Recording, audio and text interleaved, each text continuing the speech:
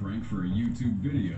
However, his victims were more dangerous than he thought, and what they did to him changed the course of his life forever.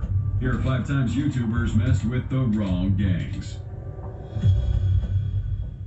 Number 5. Zachary Stoner. At 1:29 a.m. on May 30th, 2018, Stoner, known by his nickname Zach-TV, was attending a rap concert at the Refuge nightclub in Chicago. He stepped out for a few minutes to grab something from his SUV, but right behind him was a black minivan filled with gang members. As he entered his SUV, the windows of that minivan came down and guns came out. The shooters fired many rounds at Stoner, with one tearing through his shoulder and another lodging behind his ear and into his brain. Stoner, who tried driving off the moment he noticed he was being shot at, ended up crashing into a light pole. The drive-by attack on Stoner was due to his content as a YouTuber. Zach Stoner dedicated his life to documenting parts of Chicago that few outsiders with video cameras ever bothered to visit. He uploaded the interviews on YouTube as Zach-TV, so it's safe to say he was a vlogger. He would do tremendous work capturing local artists in their element, sometimes even before anyone outside Chicago knew who they were. Some rappers he captured that eventually went mainstream are Chief Keef, 600 Breezy, Queen Key, and FBG Duck.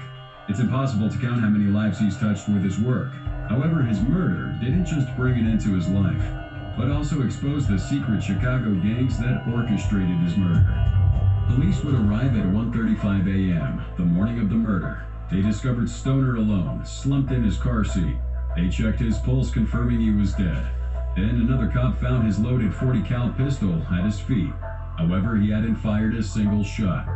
Despite the numerous cameras around the scene and the many suspects apprehended, no convictions were made. If you're asking why, well, the truth is that the Chicago Police Department actually solved the case years after the murder, but prosecutors declined to prosecute. So the alleged suspects were released.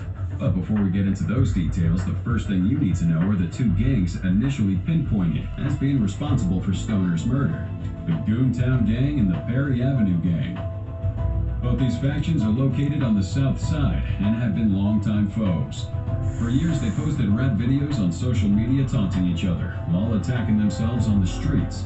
And since it's kind of known for young black men to be wrongly associated with the gang on their block, Stoner was assumed to be a member of Goontown, given that he grew up in their territory. However, there's a whole lot more to this story.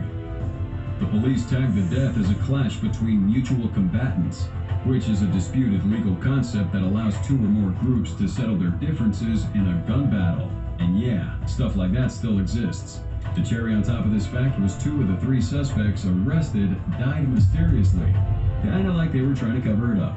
So with 0 leads and insufficient evidence, the case was dropped. And keep in mind that Stoner had anticipated this attack.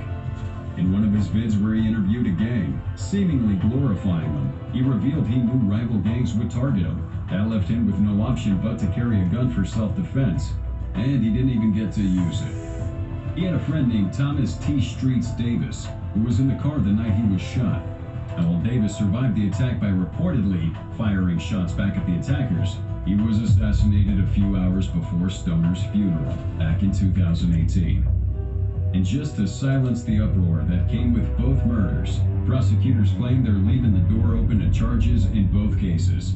But we highly doubt anyone will get charged for either murder.